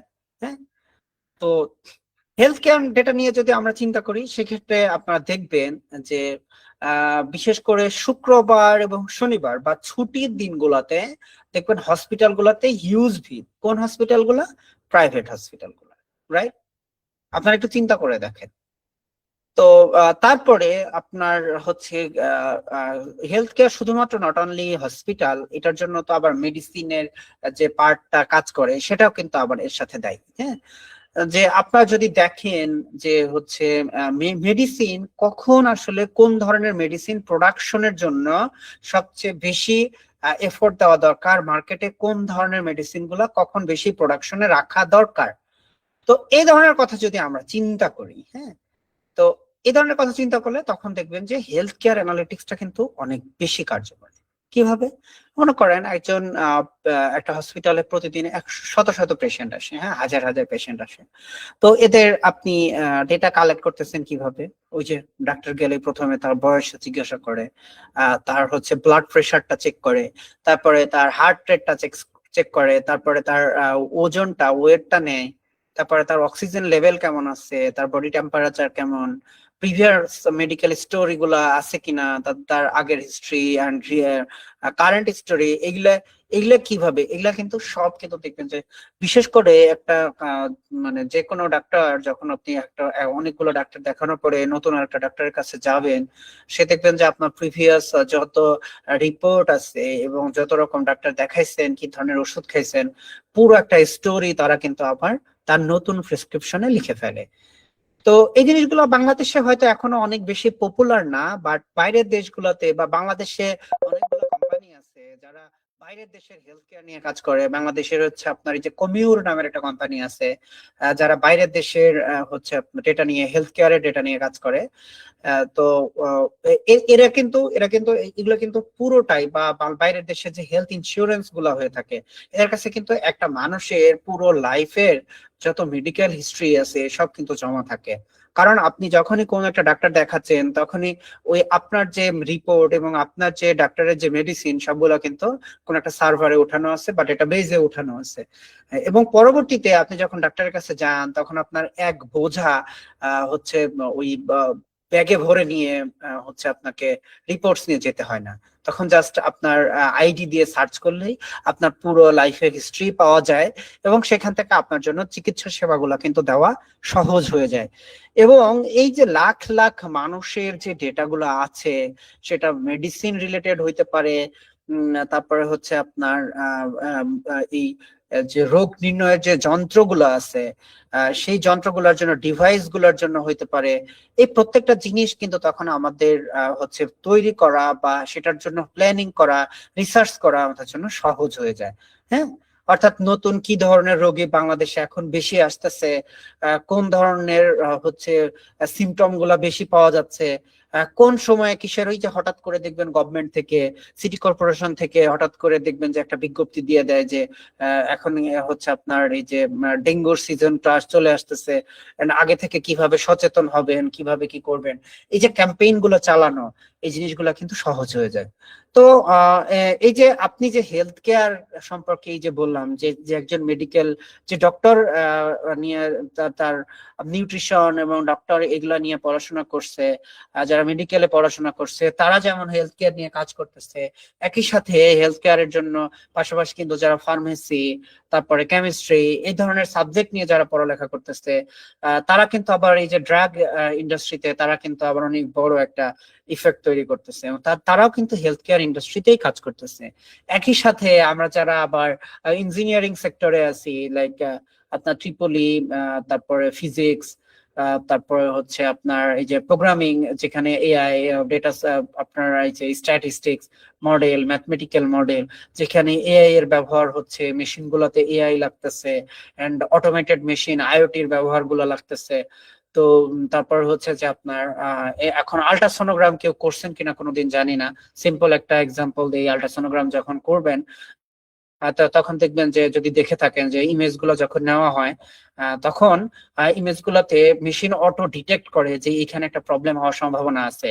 তো মেশিন কিভাবে ডিটেক্ট করে, এখানে কিন্তু একটা ব্যাপার আছে যে আপনার আমাদের ফুল মানুষের বডির যে ন্যাচারাল বডি, যে কিভাবে তার ইমেজ কেমন হয়ে থাকে, এবং ন্যাচারাল ছাড়া মানুষের বডির আসলে বিহেভিয়ার গুলা কেমন হয়, এই জিনিসগুলোর যখন পার্থক্য করতে পারে কোন একটা মেশিন, তখনই কিন্তু ডিটেক্ট করতে পারে এবং সাজেশন দিতে পারে ডক্টরকে যে এখানে কোনো না কোনো প্রবলেম থাকতে পারে। ঠিক আছে, তো এটা কিন্তু হেলথ কেয়ার অ্যানালিটিক্স এর একটা পার্ট হইতে পারে। এখন এইখানে আপনার কাজ করতে গেলে শত শত আপনার আল্ট্রাসোনোগ্রাম, শত শত সিটি স্ক্যান, এই ধরনের ব্লাড টেস্ট, এই ধরনের অনেক ডেটা থাকবে। সেখান থেকে আপনার মেশিনটা তৈরি করার জন্য, আপনার ড্রাগ ইন্ডাস্ট্রিতে নিয়ে যাওয়ার জন্য আপনার ঠিক কতটুকু ডেটা দরকার, সেই ডেটাগুলা কিন্তু তখন হচ্ছে সে ক্লিন করে সেই ইন্ডাস্ট্রিতে নিয়ে যাচ্ছে।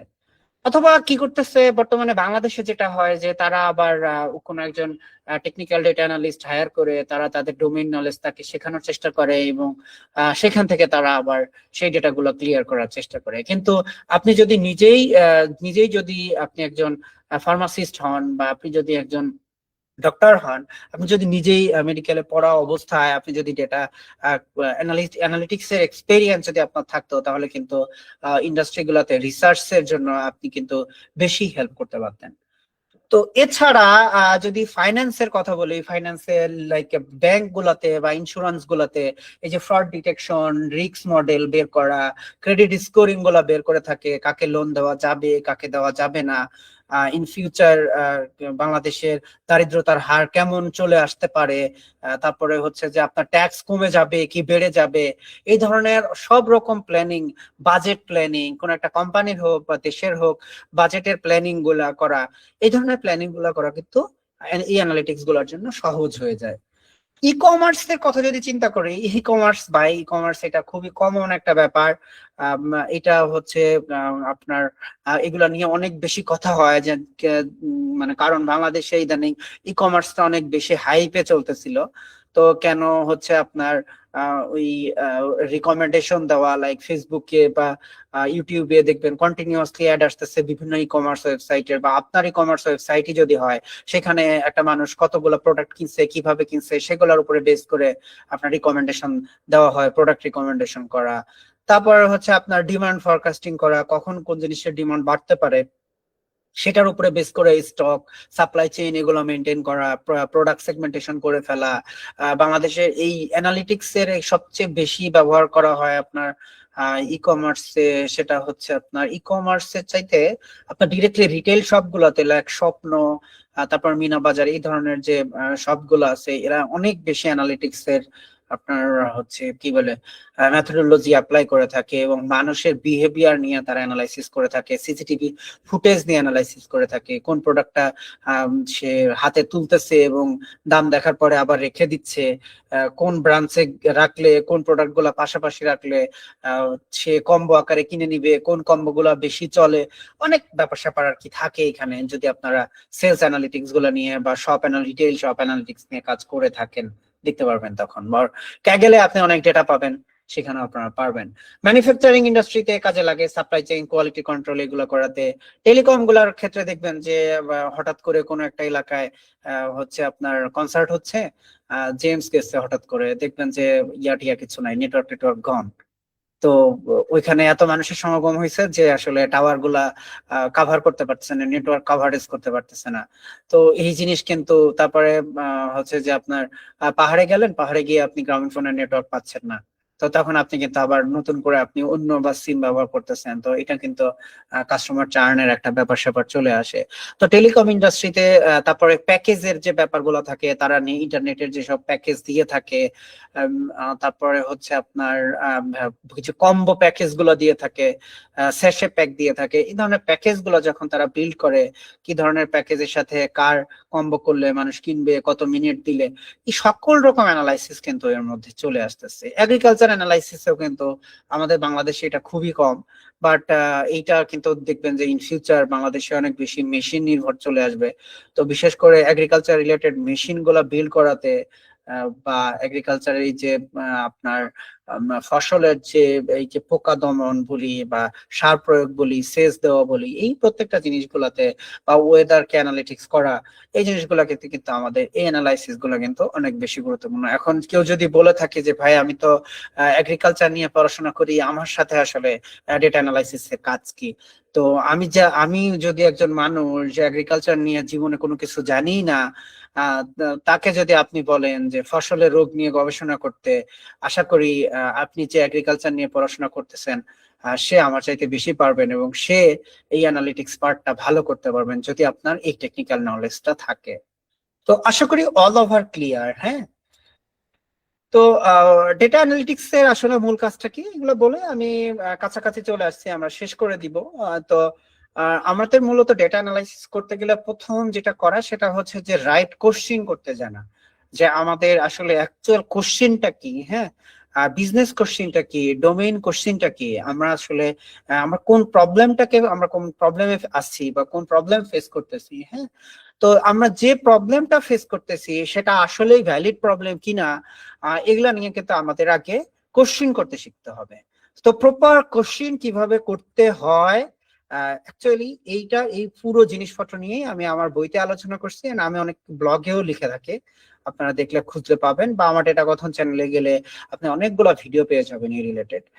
তো আসলে একটা বিজনেসে কিভাবে প্রপার কোশ্চেন জানতে হয়, যেটা দিয়ে অ্যানালাইসিস করলে প্রপার অ্যানালিটিক্সটা পাওয়া যায়, এইটা কিন্তু আমরা হচ্ছে প্রথম চিন্তা করবো একটা অ্যানালাইসিসের ক্ষেত্রে। তো সেটা আপনার যে কোনো ডোমেইনেই হইতে পারে, আপনার সাবজেক্ট রিলেটেড যে কোনো ডোমেইন, আপনার সাবজেক্ট রিলেটেড যে কোনো প্রবলেম হইতে পারে, সেইখান থেকে আমরা আস্তে আস্তে অ্যানালাইসিস করব। এর জন্য আপনার দরকার হচ্ছে ডেটা কালেক্ট করা। হ্যাঁ, তো আপনি প্রথমত আপনার প্রবলেম ফাইন্ড আউট করলেন, কোশ্চেন গুলা কি সেটা নিয়ে আপনার সাকসেস মেট্রিক্স গুলা ডিফাইন করলেন, কি কি করলে আপনি সেখানে সাকসেস পাবেন, কি কারণে আপনার প্রবলেম গুলা হচ্ছে, এই প্রবলেম গুলা থেকে বের হওয়ার রাস্তাটা কি, এই পুরো প্রসেসটা দেখবো যে সেটার জন্য তো আমাদের ডেটা লাগবে।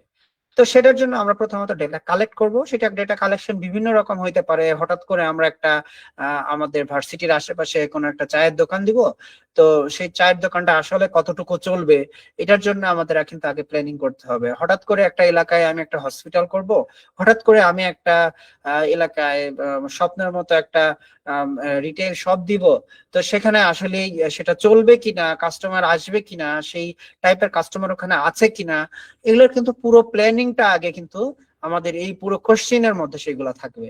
তারপরে সেটার উপরে আমি ডেটা কালেক্ট করব। ডেটা কালেক্ট করার পরে সেই ডেটার মধ্যে কালেক্ট করার মধ্যে আমাদের অনেক বিষয় থাকে। হ্যাঁ, ডেটা কালেকশনের সময়ই আমাদের ডেটা ক্লিন করার দরকার হতে পারে। কারণ আপনি যখন 100 জন মানুষকে জন দিয়ে আপনি সার্ভে করাচ্ছেন, লাইক বিশেষ করে যদি অ্যাপ্লিকেশনের মাধ্যমে ডেটা কালেক্ট করান, সেটা ফোন বা সেটা ট্যাবের মাধ্যমে হোক, কোন সফটওয়্যারের মাধ্যমে ফর্ম এন্ট্রি দেওয়া। তাই কিছুদিন আগে যে আপনারা এই যে আমাদের যে ডেটা অ্যানালাইসিসের যে ইয়েতে আসলেন, এই ওয়েবিনারে আসলেন, এখানে আসার কারণে কিন্তু আপনাদের ফর্ম পূরণ করতে হয়েছে, এবং সেই ফর্ম থেকে কিন্তু আমাদের কাব্য ভাই প্লাস ডেটা সায়েন্স ক্লাব কিন্তু পুরো ডিসিশন নিছে যে আসলেই হচ্ছে আমাদের আসলে কতজন মানুষ আসতে পারে আমাদের এই পুরো সেশনে, আমরা কিভাবে প্রিপারেশন নিব, এই অল ওভার কিন্তু তাদের কিন্তু সেই প্ল্যানিংটা কিন্তু ছিল এই যেটা আসার পরে। তো তারা কিন্তু ডেটা কালেক্ট করছে। এখন ডেটা কালেক্টটা মোটামুটি ক্লিন ছিল, কিন্তু এইটা যদি হচ্ছে আপনার ইয়া হয়তো, আগের দুনিয়া হয়তো গুগল ফর্ম না দেওয়া যাইতো, তখন কিভাবে হতো এই কাজটা?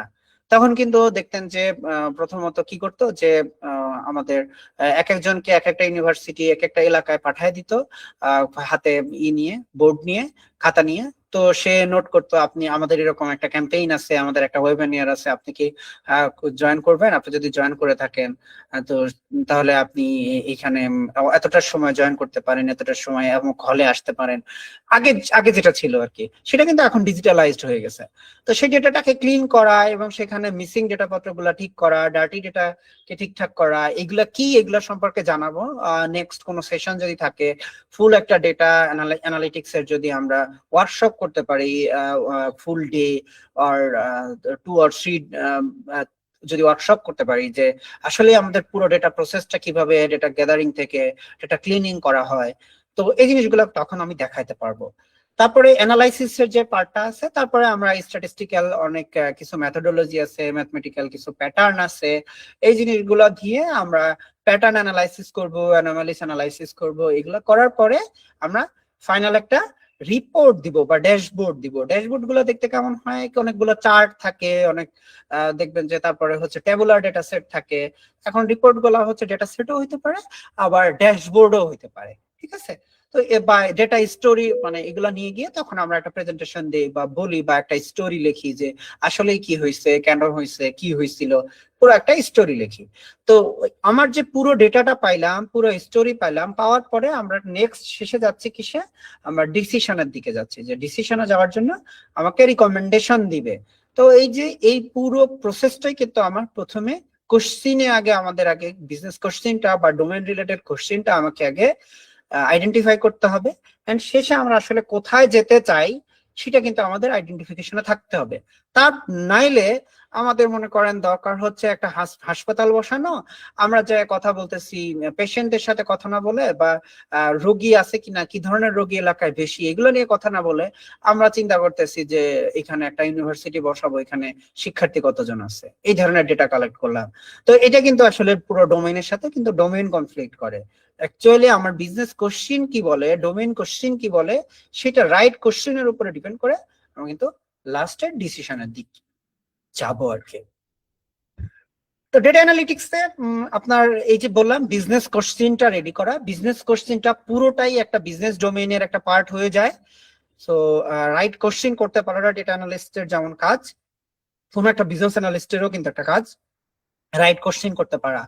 তো ওই ওই পার্টটাকে আমি একটু আলাদা করে, অর্থাৎ আপনি ডেটা অ্যানালিস্ট হইতে গেলে আপনাকে কোশ্চেন করতে জানতে হবে, আইডেন্টিফাই করতে জানতেই হবে, তার পাশাপাশি আপনার কি কি নলেজ লাগবে, টেকনিক্যাল নলেজ কি কি লাগবে সেটা যদি দেখি, আমাকে এক্সেল জানতে হবে। অনেকে এখন এক্সেল ইগনোর করতে চায়, ভাই চাইলে করতে পারেন, আমার কোনো সমস্যা নেই, শিখলে আপনারই লাভ। এক্সেল শিখতে হবে, এসকিউএলটাকে শিখতে হবে, স্ট্যাটিস্টিক্সটাকে শিখতে হবে, পাওয়ার বিআই, পাইথন, এন্ড লাস্টে হচ্ছে কমিউনিকেশন। তো এক্সেল রিলেটেড অনেকগুলো ভিডিও আমার চ্যানেলে আছে, এসকিউএল রিলেটেড পুরো একটা ওয়্যার হাউস কিভাবে বানাইতে হয়, এসকিউএল রিলেটেড অনেকগুলো ভিডিও আছে আমার চ্যানেলে। পুরো একটা ওয়্যার হাউসে 12 ঘন্টার একটা ওয়ার্কশপ আছে, সেটাও দেখতে পারেন কিভাবে ডেটা স্টোর করে থাকি আমরা। স্ট্যাটিস্টিক্স এর জন্য, আচ্ছা আমি তো চ্যানেলের কথা বলি নাই, আপনি ইউটিউবে ডেটা কথন লিখে সার্চ করলেই পেয়ে যাবেন আমার চ্যানেলটা। হ্যাঁ, তো স্ট্যাটিস্টিক্স কিভাবে কাজ করে, হাইপোথেটিক্যাল অ্যানালাইসিস গুলা কিভাবে করতে হয়, ডেটা ডিস্ট্রিবিউশন কি, রিগ্রেশন মডেল গুলা কিভাবে বানায়, এখানে আবার ম্যাথমেটিক্স এর কিছু জিনিসপত্র চলে আসে। ভাই আল্লাহর রাস্তে ভয় পায়েন না, ভয় পাওয়ার কোনো কারণ নাই, ঠিক আছে? যে ভাই আমার ম্যাথমেটিক্স শিখতে হবে, আমার স্ট্যাটিস্টিক্স শিখতে হবে, এত ভয় পাওয়ার কোনো কারণ নেই, এগুলা আপনি কাজ করতে করতে শিখে যাবেন। হ্যাঁ, তারপরে হচ্ছে আপনার পাওয়ার বিআই। পাওয়ার বিআইটা হইতেছে আপনার কোন একটা বিআই টুল। বর্তমানে পাওয়ার বিআই ছাড়াও অনেকে যারা হচ্ছে পাইথনে ভালো, প্রোগ্রামিং এ ভালো, তারা পাইথনেই অনেক ইয়াগুলা কি বলে চার্ট বা ড্যাশবোর্ড এগুলা ক্রিয়েট করে ফেলে। পাওয়ার বিআই ওই সময় অনেক সময় দরকারই হয় না, বাট যারা আমরা অ্যাজ ইউজুয়াল খুব ইজি প্রসেসে কোন একটা বিআই টুল দিয়ে ডেটা ভিজুয়ালাইজ করে ফেলতে চাই, তারা পাওয়ার বিআই আছে, ট্যাবলিউ আছে। ট্যাবলিউ এর তো আমার 3টা প্রজেক্টই দেওয়া আছে আমার চ্যানেলে, আপনারা দেখে আসতে পারেন। ট্যাবলিউ আছে, আপনার লুকার আছে, এই ধরনের টুল দিয়ে আমরা ইজিলি ডেটা ভিজুয়ালাইজ করতে পারবো। আর এখন এআই এর যুগে ডকুমেন্টেশন করা তো অনেক সহজ হয়ে গেছে, আপনারা অলরেডি জানেন। তো আপনি যদি একটা ফুল প্রসেস, কোন একটা প্রসেস জানেন, তো আপনি কিন্তু খুব সহজেই আপনি তার ডকুমেন্টেশন বানায় ফেলতে পারবেন। হ্যাঁ, তারপরে কমিউনিকেশন গুলো করা, সেটা প্রেজেন্টেশন দেওয়া, ডোমেইন ইনসাইট দেওয়া, এই অল অ্যাবাউট দ্যাট। তো আপনার প্রথম জার্নির শুরুতে আপনার আমার মনে হয় যে এক্সেলটা আপনি একটু শিখতে পারেন। তারপরে আপনি এসকিউএলটা শেখেন, অর্থাৎ ডেটা কোথায় স্টোর করা হয় সেটা আপনি শিখেন। না শিখলেও কোনো প্রবলেম নাই, তবে শিখলে ভালো। আপনার যদি কাজই হয় শুধুমাত্র এক্সেল ডেটা সেট নিয়ে, তাহলে ভাই আপনি করেন, কোনো সমস্যা নেই। যদি আপনার ডেটাবেস দিয়ে কোনো কাজ নাই থাকে, করবেন না। কিন্তু অ্যাকচুয়ালি যারা ডেটা অ্যানালিস্ট হইতে চান, তাদের অনেক বড় ডেটা সেট নিয়ে কাজ করতে হবে, তো এসকিউএল জানাটা অনেক বেশি গুরুত্বপূর্ণ। এসকিউএল আহামরি কোনো জিনিস না, এটা আমরা একটু ট্রাই করলেই শিখে ফেলতে পারবো ডেটা স্টোর করার প্রসেসটা। অ্যান্ড স্ট্যাটিস্টিক্স, এটা আমরা জন্ম থেকেই শিখে আসতেছি, ক্লাস 4-5 থেকে আমাদের পরিসংখ্যানের একটা চ্যাপ্টারই ছিল। বাস্তব সত্যি কথা বলতেছি আপনাদেরকে, যে বেসিক অ্যানালাইসিসে আপনাদের ঘুরায় ফিরায় মিন, ম্যাক্স, মিডিয়ান, মড এই জিনিসপত্রই ব্যবহার হবে বেশিরভাগ ক্ষেত্রে। দেখবেন আস্তে আস্তে আপনার হচ্ছে এসএসসি, ইন্টার, এইচএসসি তে আপনারা যারা হচ্ছে এই ক্যালকুলাস বা এই রিলেটেড জিনিসপত্রগুলো শিখছেন, ম্যাট্রিক্স শিখছেন, দেখবেন যে ঘুরায় ফিরায় লিনিয়ার রিগ্রেশন টাইপের জিনিসপত্রগুলা চলে আসতেছে, এন্ড মডেল বানানো গুলা দেখবেন যে কিছুদিন একটু ঘাটাঘাটি করলেই বুঝে যাবেন। তারপরে পাওয়ার বিআই খুবই সহজ একটা জিনিস। পাইথন একটা প্রোগ্রামিং ল্যাঙ্গুয়েজ, এখন যাদের পাইথনে এক্সপেরিয়েন্স নাই, তারা তাদের হয়তো আপনার আর এ থাকতে পারে, আর ম্যাটল্যাবে থাকতে পারে, বাট ইন্ডাস্ট্রিতে আসলে পাইথনটা বেশি চলে, তাই আমি এখানে পাইথনটা ইন্টিগ্রেট করছি। আপনার যদি ম্যাটল্যাবে বা আপনার যদি আর এ এক্সপেরিয়েন্স থেকে থাকে, খুবই ভালো, কোনো প্রবলেম নাই। তো এই তো অল ওভার একজন ডেটা অ্যানালিস্ট হইতে গেলে আপনার এই জিনিসগুলাই মূলত দরকার, অনেক বেশি কিছু না। মোটামুটি আমরা যদি হচ্ছে 6-7 মান্থ একটু যদি কষ্ট করে সময় দেই, আমরা এই টপিক গুলা খুব ভালোভাবে শিখে ফেলতে পারবো। হ্যাঁ, তো এইখানে আসলে একটা র ডেটা থেকে কিভাবে ডিসিশন হয় তার একটা প্ল্যানিং করে দিছি। সেটা হচ্ছে যে আপনার একটা প্রবলেম স্টেটমেন্ট দাঁড় করানো, তারপরে ডেটা কালেক্ট করে নেওয়া, সেটার উপরে আপনি অ্যানালাইসিস করা, কিভাবে অ্যানালাইসিসটা আসতেছে, তারপরে কি ইনসাইটটা বের করব, দেন লাস্টে ডিসিশনে চলে যাচ্ছি আমরা। হ্যাঁ, তো ডেটা অ্যানালিটিক্সে আপনাকে এই যে বললাম এতগুলো ডোমেইনের কথা, business analytics, research analyst, product analyst বলেন, ডেটা সায়েন্টিস্ট বলেন, এমএল ইঞ্জিনিয়ার বলেন, আর ডিপ লার্নিং বলেন, সব জায়গায় ডেটা লাগবে। ডেটা কালেক্ট করতে জানতে হবে, ডেটা পরিষ্কার করতে জানতে হবে, তারপরে হচ্ছে আপনার সেইটা কোন মডেলে যাবে এটা বুঝতে জানতে হবে। That's it. এটা জানলে আপনি এই প্রত্যেকটা ডোমেইনেই কাজ করার জন্য রেডি। আর আপনি যদি আরো অ্যাডভান্স অ্যানালিটিক্স হইতে চান, আপনি যদি এগুলো না করে আপনি যদি অ্যাডভান্স অ্যানালাইসিসের দিকে যাইতে চান, সেটা ভিন্ন কথা। তবে বিগিনার লেভেলের একজন ডেটা অ্যানালিস্ট হইতেই হবে আপনাকে এই প্রত্যেকটা বিষয় জানতে। এখন আপনি বলেন যে ভাই আমি ডেটা অ্যানালিটিক্স না শিখে কি ডেটা এমএল ইঞ্জিনিয়ার হইতে পারবো না? হ্যাঁ পারবেন না কেন, পারবেন, কিন্তু দেখবেন এমএল ইঞ্জিনিয়ারিং করতে গিয়ে আপনার ultimately data cleaning, data processing, data modelling করা, এগুলো জিনিসগুলো আপনাকে করতেই হচ্ছে, বা আপনার অ্যাসিস্ট করতে হচ্ছে আপনার জুনিয়রকে যে এইভাবে হচ্ছে আমার ডেটাটা প্রসেস করে দেওয়া। তো আপনার যদি ডেটা প্রসেস করার, ডেটা কালেকশন করার, আপনার বিজনেস কোশ্চেনের যদি নলেজ নাই থাকে, আপনি কিভাবে একটা প্রোডাকশন মেশিন লার্নিং মডেল আপনি বানাবেন, তাই না? তো আলটিমেটলি এই প্রত্যেকটা জিনিসের সাথে কিন্তু ডেটা অ্যানালাইসিসটা কানেক্টেড। তো এটাকে আপনাকে মাথায় রাখতে হবে। এই জন্য আমি এই ডেটা অ্যানালাইসিসটাকে বেশি গুরুত্ব দিয়ে থাকি। এবং যারা স্টার্ট করে যে এই আমি যে কোনো এই ডোমেন, যে জব ডোমেনের দিকে যাব, তো তাদেরকে আমি রিকমেন্ড করি যে ভাই আপনি অ্যানালাইসিসটা কিছুটা হইলেও শিখেন, অ্যানালাইসিসটা শিখে সামনের দিকে আগান, আপনার লাইফটা সুপার স্মুথ হবে। ঠিক আছে? তো তারপরে কয়েকটা প্রজেক্ট বানায় ফেলবেন, বিগিনার লেভেলের কিছু প্রজেক্ট আছে, sales trend analysis, customer churn analysis, এগুলা ইউটিউবে ভাইয়া ভরপুর। এই কয়েকটা প্রজেক্ট করলেই দেখবেন যে আপনার হাতে মোটামুটি একটা ভালো পোর্টফোলিও রেডি হয়ে গেছে, আপনি অনেকগুলো কোশ্চেনের অ্যান্সারও দিতে পারতেছেন। হ্যাঁ, তো তারপরে আপনি যে ডোমেইনের মানুষ সেই টাইপের ডোমেইনের অ্যানালাইসিস করার চেষ্টা করবেন। এখানে বেশিরভাগই সেলস অ্যানালিটিক্স নিয়ে কাজ আছে, যেহেতু আমি বিজনেস নিয়ে বেশি কাজ করা হয়ে থাকে আমার, তো তাই আমার হয়তো এই দিকটাতে আমি একটু বেশি বায়াসড হয়ে যাই। বাট আপনারা যে যে ডেটা নিয়ে কাজ করতেছেন বা যে ডোমেইনের কাজ করবেন, সেই রকম প্রজেক্ট করার চেষ্টা করবেন নিজ থেকে। ঠিক আছে? এখন একটা প্রশ্ন চলে আসে, ভাই এআই কি আমাদের জবপত্র খাইয়ে দিবে? বা আমি এই যুগে ডেটা অ্যানালাইসিস শিখে কি করব, যেখানে আমি ডেটাটা যদি চ্যাট জিপিটি কে বা কোনো একটা এআই ব্রেইন কে দিয়ে দেই, সেখানে তো অটোমেটিক্যালি আমাকে অ্যানালাইসিস গুলো করে দেয়। হ্যাঁ করে তো দেয়, কিন্তু সে যে করে দেয় সেটা আপনি বুঝেন কিভাবে? অ্যানালাইসিস যে করে দিল সেটা আপনি কিভাবে বুঝেন যে অ্যানালাইসিসটা করে দিছে? যে ডেটা অ্যানালাইসিসের নামই শুনে নাই, অ্যানালাইসিসের প্রসেস কি, কিভাবে ডিসিশন নিতে হয়, কিভাবে ডেটা প্রসেস করে এআই মডেলকে ফিড করাইতে হয়, বা বিজনেস কোশ্চেন গুলো কি, কিভাবে প্ল্যান করলে আপনার আপনার বিজনেসটা আরেকটু রেভিনিউ ভালো পাওয়া যাবে, বা আপনার প্রবলেমটা সলভ হবে, এই জিনিসগুলো যদি আপনি নাই জানেন, আপনাকে চ্যাট জিপিটি যে সলিউশন দিল ওইটাকে আপনি বুঝবেন?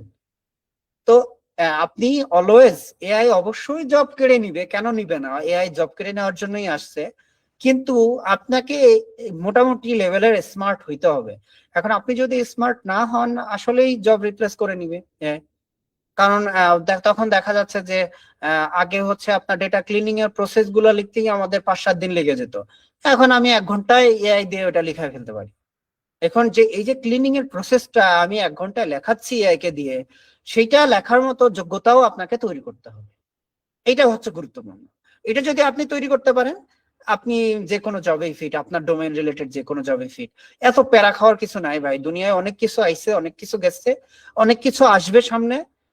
তো আপনার পড়াশোনা, আপনার কাজকে আপনি কন্টিনিউ করতে থাকেন, আপনি শিখতে থাকেন। কোনো না কোনো কিছু, সব কিছু যদি চলেও যায়, কোনো না কোনো কিছু দেখবেন আপনার লাইফটাকে ইজি করতেছে, এবং আপনার লাইফে আপনার জব গ্যারান্টি আমি দিব না, বাট আপনার লাইফকে সুপার ইজি করবে, বা আপনার রিয়েল লাইফ প্রবলেম সলভ করবেই, আমি বলবো। সো এআই জব খেয়ে নিবে এই ধরনের এত প্যারা খাওয়ার কোনো কিছু নাই। আগে আমাদের একটা কাজ করতে 10 ঘন্টা লাগতো, সেই কাজটা করতে আমাদের 10 মিনিট লাগতেছে। আমাদের একটা প্ল্যানিং করতে আমাদের অনেক চিন্তা করতে হতো, অনেকগুলো ব্রেইন একসাথে চিন্তা করতে হতো। এখন আমরা অনেকগুলো এআই ব্রেইন পাচ্ছি, যেগুলো একসাথে নিয়ে আমরা চিন্তা করতে পারি, অনেক বেশি দ্রুত চিন্তা করতে পারি। সো এই জিনিসগুলোকে আপনাদের মাথায় রাখতে হবে। আর আগের যুগের মতো আর নাই যে একটা জিনিস আমি শিখবো, সেটা বিক্রি করে আমি বছরের পর বছর খাবো। ওই যুগটা এখন আসলে একটু ক্ষীণ হয়ে গেছে। এখন আপনাদের সবাইকেই অনেক মোটামুটি কন্টিনিউয়াসলি শিখতে থাকতে হবে। আর শিখতে শিখতে দেখবেন কোনো না কোনো কিছু আপনার সাথে ফিট হয়ে গেছে, এবং সেটা নিয়েই আপনি কাজ করতে পারছেন। সো এত পেইন খাওয়ার কোনো কিছু আসলে নাই। ঠিক আছে? তো এই তো ছিল আজকের মতো আমাদের ফুল সেশনটা। তো আপনাদের এখন হচ্ছে কোশ্চিন ডিসকাশন সেশন। তো আপনাদের এতক্ষণের মধ্যে আমি যে কথাগুলো বলছি এগুলা নিয়ে আপনাদের মনের মধ্যে যত কোশ্চিন আছে আপনারা কোশ্চিন গুলো করে ফেলেন।